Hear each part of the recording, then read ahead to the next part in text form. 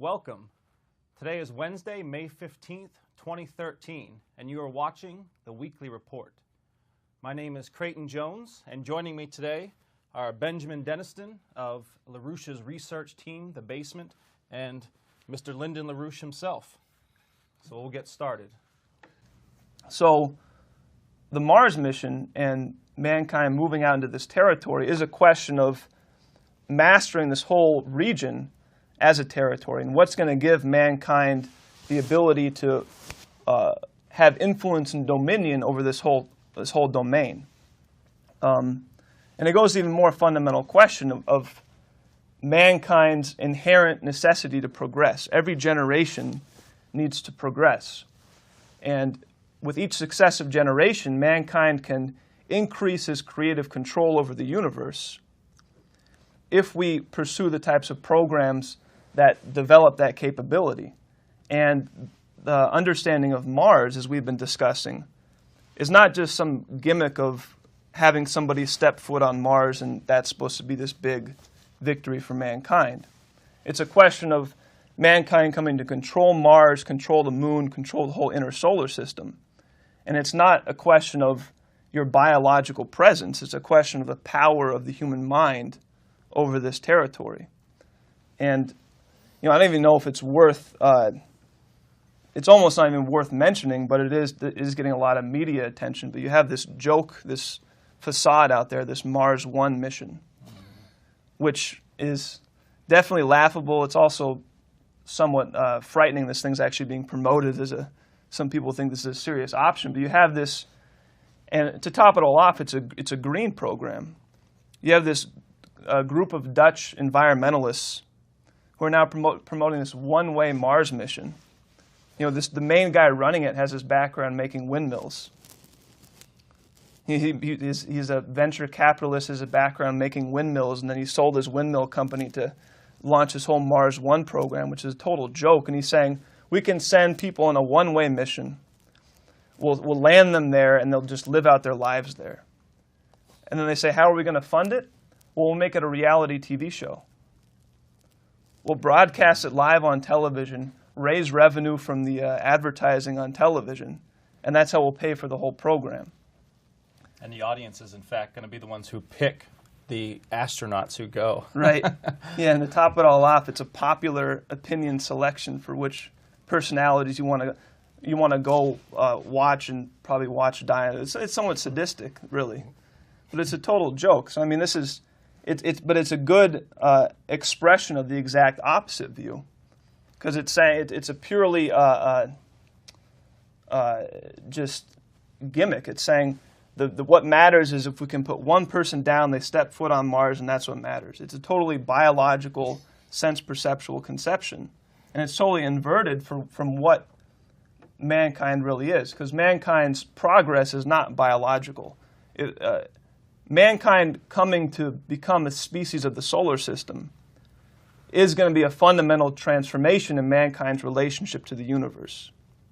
It's going to be mankind fundamentally transforming his relationship to the universe. It's the equivalent of a species evolution. Now, just throwing some bodies on Mars is not going to make that effect. What's going to make that effect is qualitative advances of the creative discovery of creative powers of the human mind to understand the solar system as a whole, and to be able to increase the ability of mankind to act throughout this entire territory. And much of this can be done with artificial instrumentation, with satellite systems, with remote-controlled systems. You have the case of Curiosity. That's kind of just the very beginning of what mankind could be doing. And what's going to drive the whole process is not where your biological presence is. What's going to drive the whole process is what is the reach of the power of the human mind, and what is the change of the relationship of the human species to the universe as a whole, and how do you drive that change forward? And really, that's the revolution that needs to happen if mankind's really going to, with the asteroid case, if mankind's even going to survive in the solar system. But that's kind of just a more dramatic expression of a more fundamental point. If mankind's going to move to the next stage, to evolve to the next stage, it's going to require that creative shift, that mental shift.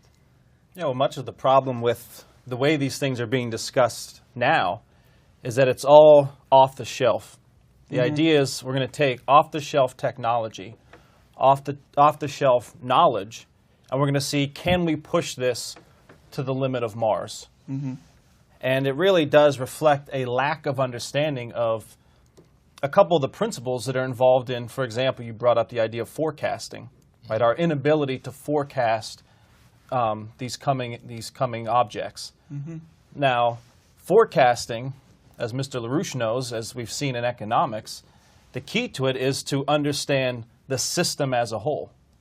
If you try to forecast the future based off of the past and just try to project the past into the future, you're always going to be wrong. You have to be able to have, in a sense, an imagination, a mind which is in the future, which can understand the system from the future to be able to forecast how the present is going to evolve into that future state. And so whenever you have a system which is based off-the-shelf technology, which is basically a push approach, we're going to take the past and see if the past can push us forward, as opposed to an idea of saying, I understand the system as a future-oriented concept, and we're going to use the future as the thing which, in a sense, pulls us forward. We're being pulled forward by the future, as opposed to pushed by the remnants of the past. And I think that's really what you see as a big problem in these current approaches to Mars and other things, is that's all just pushed from the past with no real conception of the system as a whole or the idea of the future as the real determining factor. Yeah, the crucial factor here is that we are using all kinds of systems for forecasting, for management, for explaining things, and have got the thing backwards. It is the human mind which is the highest form of existence we know in terms of forecasting, for example. Then the animal level, all kinds of animation which is not human, is inferior to that. And then the most inferior is what's the so-called physical thing. Now what we have with our idiots out there, are called scientists sometimes, for lack of other words, is they would say that you must deduce this from primitive mathematics and things of that sort, a mechanical conception of mathematics. So therefore you are starting from an assumption about how the universe is organized, which is intrinsically stupid from beginning. The highest form of life in terms of power we know is the human mind. It has noetic characteristics which no animal species has. And we can actually, as I do in this note, that one note I've referred to before we started this discussion, that system is the system that works. What you want to do is you want to start not from man, not from the animal or mathematics, up to the animal and up to man. You want to go the other direction. What are the creative powers of man? That's the most powerful force we know in terms of organization of the universe. So therefore we want to junk these ideas about these systems ontologically and say, look, the smartest thing in the universe that we know is mankind. And the most advanced mankind is the one we know the best, because it can satisfy our answers to our questions.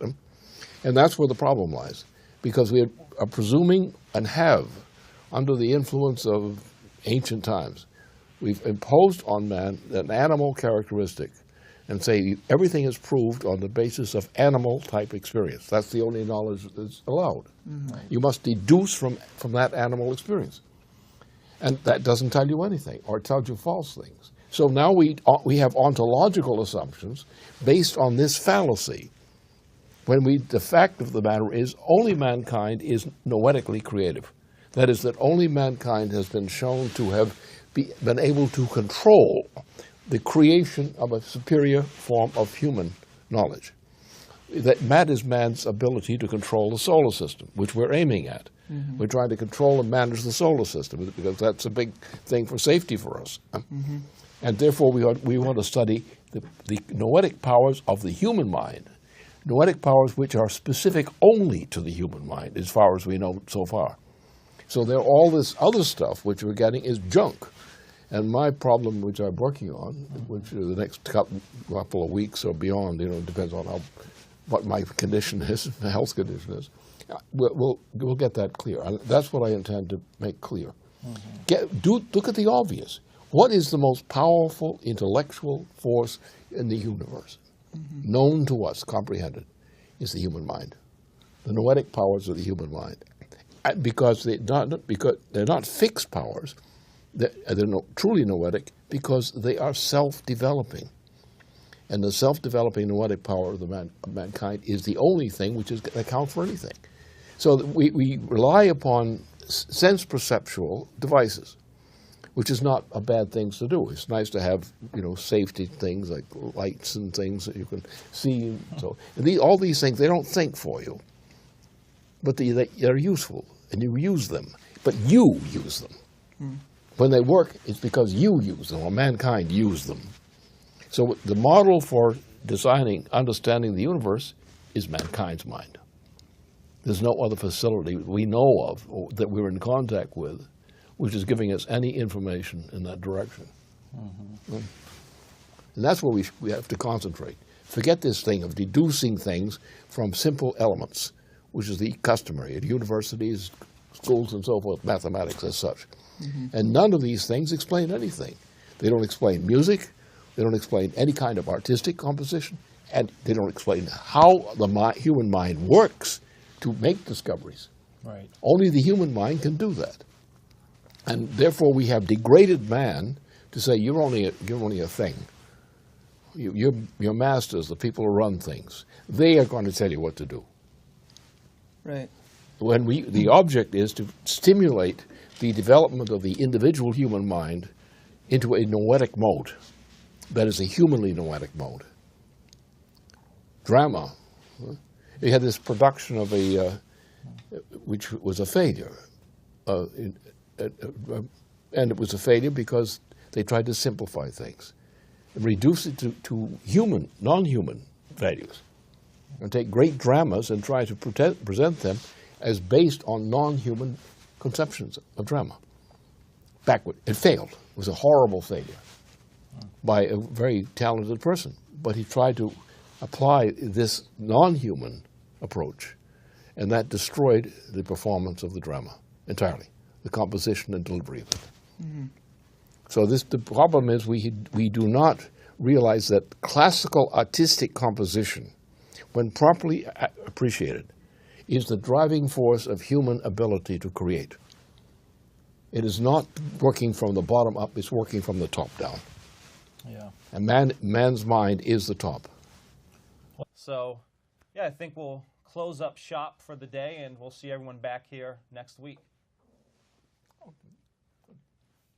Frightening, this thing's actually being promoted as some people think this is a serious option, but you have this, and to top it all off, it's a green program. You have this group of Dutch environmentalists who are now promoting this one-way Mars mission. The main guy running it has his background making windmills. He's a venture capitalist, has a background making windmills, and then he sold his windmill. Welcome. Today is Wednesday, May 15th, 2013, and you are watching the Weekly Report. My name is Creighton Jones, and joining me today are Benjamin Deniston of LaRouche's research team, The Basement, and Mr. Lyndon LaRouche himself. So we'll get started. So the Mars mission and mankind moving out into this territory is a question of mastering this whole region as a territory, and what's going to give mankind the ability to have influence and dominion over this whole domain. And it goes to even more fundamental question of mankind's inherent necessity to progress. Every generation needs to progress. And with each successive generation, mankind can system. And it's not a question of your biological presence. It's a question of the power of the human mind over this territory. And I don't even know if it's worth, it's almost not even worth mentioning, but it is getting a lot of media attention. But you have this joke, this facade out there, this Mars One mission, which is definitely laughable. It's also somewhat increases creative control over the universe. if we pursue the types of programs that develop that capability. And the understanding of Mars, as we've been discussing, is not just some gimmick of having somebody step foot on Mars and that's supposed to be this big victory for mankind. It's a question of mankind coming to control Mars, control the moon, control the whole inner solar system.